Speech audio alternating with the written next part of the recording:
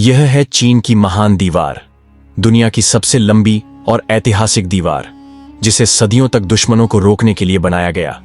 लेकिन क्या आप जानते हैं कि यह दीवार क्यों और कैसे बनाई गई? आइए जानते हैं।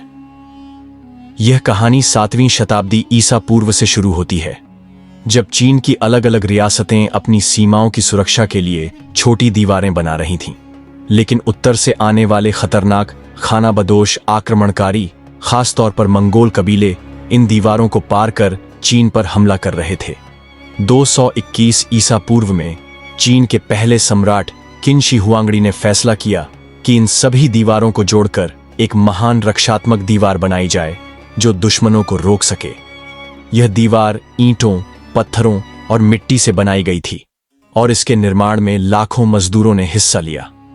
मजदूरों को भीषण गर्मी, कड़ाके की ठंड और भूख का सामना करना पड़ा।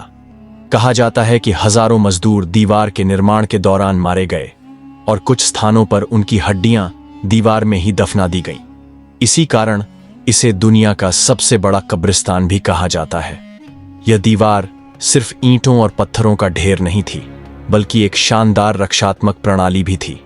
दीवार के हर कुछ किलोमीटर पर वॉच टावर बनाए गए, जहां से सैनिक दुश्मनों की गतिविधियों पर नजर रखते थे। अगर दुश्मन हमला करता तो सैनिक तुरंत सिग्नल फायर जलाकर अपनी सेना को अलर्ट कर देते। आज यह दीवार चीन की सबसे बड़ी ऐतिहासिक धरोहर है।